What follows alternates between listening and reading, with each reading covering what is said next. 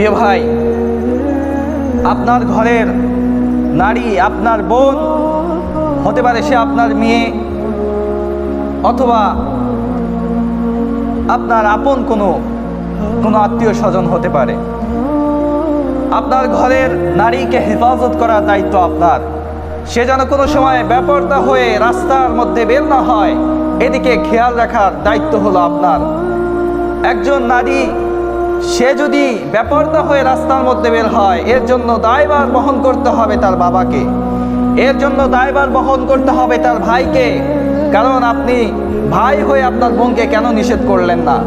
আপনি বাবা হয়ে আপনার মেয়েকে কেন আপনি পর্দার বিধানের কথা বললেন না? আপনার মেয়েকে আপনার উচিত ছিল আপনি বলবেন, মা তুমি রাস্তার মধ্যে বের হবে, পর্দা করে বের হও।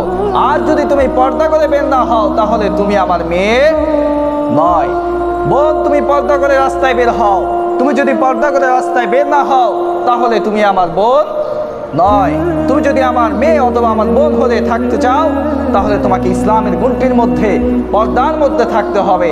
আর যদি দেশের মধ্যে নারীরা পর্দার মধ্যে চলে আসে, খোদার কসম করে একটা কথা বলতে পারি, এই দেশের মধ্যে কোনোদিন আর কখনোই কোনো ধর্ষণ হবে না।